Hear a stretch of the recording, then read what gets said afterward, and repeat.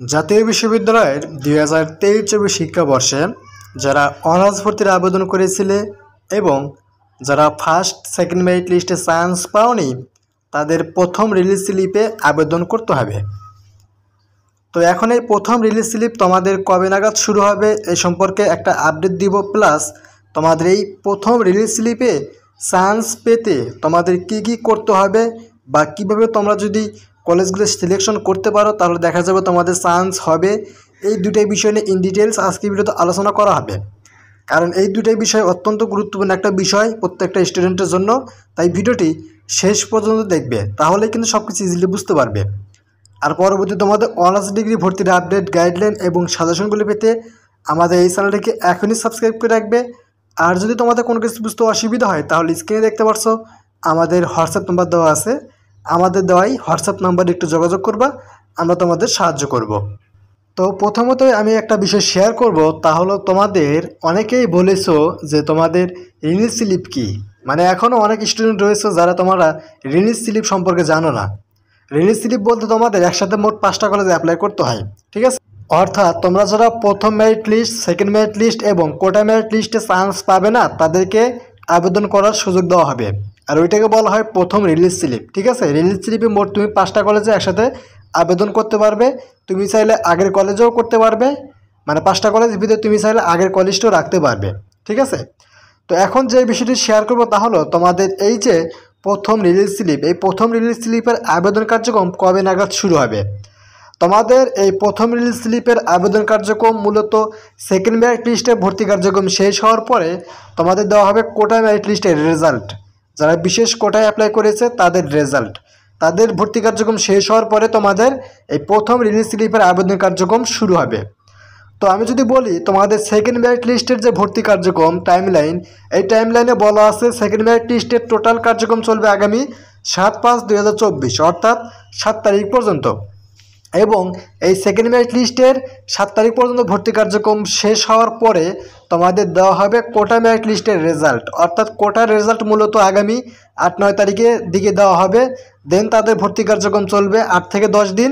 দেন তোমাদের প্রথম রিলিজ স্লিপের আবেদন কার্যক্রম শুরু করার একটা নোটিশ প্রকাশ করবে, দেন তোমাদের আবেদন কার্যক্রম শুরু হবে। তো দেখা যাবে তোমাদের এই প্রথম রিলিজ স্লিপের আবেদন কার্যক্রমের নোটিশটি আগামী মে মাসের 18-19 তারিখের দিকে গিয়ে দিয়ে দিবে। দেন তোমাদের 2 থেকে 1 দিন পরে তোমাদের এই প্রথম রিলিজ স্লিপের আবেদন কার্যক্রম শুরু হবে। দেখা যাবে তোমাদের আবেদন কার্যক্রম আগামী মে মাসে 20 তারিখের দিকে গিয়ে কিংবা 20 তারিখের পরে গিয়ে তোমাদের আবেদন কার্যক্রম শুরু হবে, ঠিক আছে? প্রথম রিলিজ স্লিপে তোমাকে আবেদন করতে হবে খুব ভালোভাবে, কারণ তোমাদের এই প্রথম রিলিজ স্লিপে তোমাদের মোট যতগুলো আসন থাকবে প্রত্যেকটা কলেজে সেখান থেকে তোমাদের 80% সিট বুকিং হবে, 70% কিংবা 80%-এর মধ্যে সিট বুকিং হবে, আর থাকবে মাত্র তোমাদের 20%-এর মতো সিট, ঠিক আছে? এই 20% সিটের ভিতরে তোমাকে এই প্রথম রিলিজ স্লিপে আবেদন করে জায়গা করতে হবে, ঠিক আছে?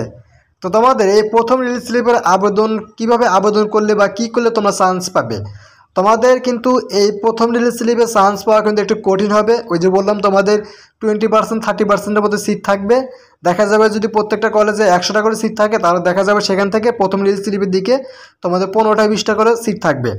তো 15টা-20টা করে সিট থাকলে দেখা যাবে তোমাদের এবছর প্রথম এবং সেকেন্ড মেরিট লিস্টে অনেক স্টুডেন্ট চান্স পায়নি, যার জন্য তোমাদের তারাও কিন্তু এই প্রথম রিলিজ স্লিপের আবেদন করবে। আর প্রথম রিলিজ স্লিপের আবেদন করলে দেখা যাবে যে সেখানে একটা চাপ পড়বে, আর চাপ পড়ার কারণে দেখা যাবে তোমার থেকে যদি জিপিএ যাদের ভালো রয়েছে তারা কিন্তু সেখানে চান্স পেয়ে যাবে।